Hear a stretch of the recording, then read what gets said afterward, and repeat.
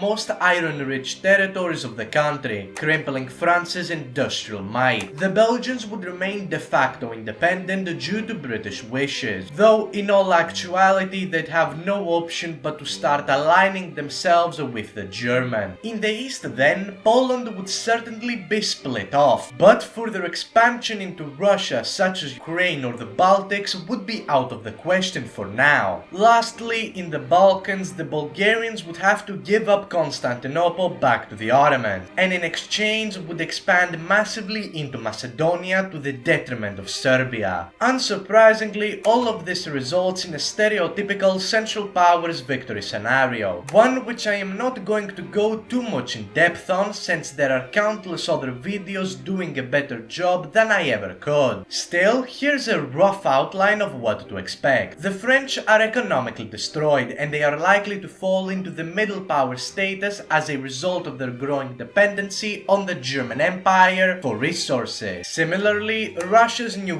government likely remains quite unstable, with especially communist sympathies tearing the nation apart internally. Germany still isn't fully satisfied with the results of the war, as Lebensraum still remains a major political force within the nation, but in general this would be seen as a major victory. Britain would try to create a coalition against the rising empire, only to find that their list of allies has grown thin. Almost all nations in Europe are either pro-Central Powers or are at least dependent on them, especially after the creation of Mitteleuropa, an economic union of all European states excluding Britain and led by Germany. The entire continent basically fall under indirect German domination, something unlikely to change in the near future. Unlike in our own timeline, where the former Entente's incompetence as well as the lack of the Russian Empire created the power vacuum which the ultranationalists could exploit, here things are quite different. Should Russia or France fall into nationalist dictatorships or to communist rule, Germany would simply invade to restore order. Of course, the Germans would still have their fair share of issues, but unlike with most extreme Central Power victories, here they could very well overcome them and remain the hegemon of the continent for the foreseeable future. But that's enough of the Central Powers victory scenario. Let's now take a look at the arguably more realistic one where Britain still joins the Entente as they did historically. The reason why I consider the scenario more realistic is that even if the German sphere has been weakened significantly, the Entente isn't much better off comparatively. In fact, Germany may actually grow stronger as a result of the integration of Austria into their core territories. Though it is true that Britain would start to pull away from the French and the Russians, that wouldn't immediately mean that they completely abandon the alliance as a result. Thus, when the Germans do declare war, the British would soon consider intervention. For the most part, things would play out similarly to the previous timeline up until the Germans invade Belgium in accordance to the Schlieffen Plan. Though the British wouldn't join the war right away, they would begin serious preparation to do so, and as it seems Germany is increasingly getting the upper hand, they'd ultimately have declared war by July 1913. At this point, the war would start to turn into a slog mimicking the historical one to a certain extent. Still, I expect the Germans to capture Paris in this timeline as well, though they'd soon have to pull back to create more defensible borders, with attrition warfare kicking in. This finally brings us back to Russia, where the new provisional government, after seeing Britain join the war and France still holding out, would choose to continue the fight. This would, similar to our own timeline, cause a lot of discontent, with radicals calling for serious reform. As we enter into mid-1914, all of this pressure would boil over and a communist revolution would ensue, which would quickly move to secure peace with the Central Powers. A treaty similar to Brest-Litovsk would as a result be signed, which would mean that Germany would be able to turn their attention towards the West. Despite that, I don't expect major long-term successes, as the war would likely drag on for longer. Thousands of troops would need to be stationed in the newly acquired territories as to keep them away from the rapidly expanding Soviet Russia. Even if, by some miracle, the Germans are able to once again capture Paris by 1915, their economy would near collapse because of the British blockades on the North Sea. In the south too, with British backing, the Greeks would launch an invasion of Asia Minor, while they themselves invade into the Levant and Mesopotamia with Arab support. Though in some timelines it is certainly possible for Germany to win, just to make the scenario more interesting, we'll assume such an outcome does not happen, as the Western Front faces stagnation and a German revolution deposes the Kaiser, similarly to our own history. At around the same time, the Ottoman state would also see collapse and would unconditionally surrender to the Entente. Now, it is important to note that I do not believe that the United States would have joined the war in this timeline for several reasons. Without Britain being intimately part of the World War from the beginning, and the absence of the Zimmermann telegram would mean that America has little justification nor motivation to join the fight in the first place. Considering that the war has also come much earlier, Woodrow Wilson would have way less time to decide on a direct stance, and may as a result remain neutral. With that being said, it's time to carve up the Central Powers. Starting with the Balkans, the general lines are similar to the previous timeline, though Albania is likely further reduced in size and would shortly after fall under Italian influence. Constantinople, meanwhile, would in theory be turned into an international demilitarized zone. In practice, Britain would have little justification of forcing the Bulgarians out of the city, and due to that, it would reluctantly be folded into Bulgaria. The Greeks would also be compensated for their war effort, with not only expansion into Macedonia and Epirus, but also a frankly excessive amount of Anatolia. Most of the rest of the empire would be split up between France and Britain, as a Turkish rump state is left in the center of Asia Minor. It is quite difficult to say if the Turks would win their war of independence in this timeline, but since at the end of the day I am a little biased, we'll assume that they don't and these new borders stay. But obviously, this is just a sideshow in comparison to Central Europe, where the fate of Germany is up for discussion. Without the United States being in the peace deals to dictate self-determination on the defeated nation, we can expect the resulting outcome to be extremely harsh. France would annex Alsace-Lorraine, the Saar set up a protectorate in the Rhineland, while allies and neutral nations would be rewarded much more than they were historically, with at least a demilitarized zone being established in the rest of the Rhine. The French would go as far as to propose a complete partition of the country, but such radical plans would be rejected by Britain. On the eastern border, Czechia would receive total independence and would be expanded into the Sudeten territory, while Serbia is rewarded Slovenia. Poland, for their part, would be restored by not only annexing Danzig, but also all of the Polish majority areas of the former German Empire. Specifics in the Russian Civil War are obviously impossible to tell, though the communists would more than likely emerge victorious. As a result of earlier and more decisive Bolshevik successes, the Entente could possibly instead support Poland, which could translate to more Polish successes in the east as opposed to our own timeline. Zooming out,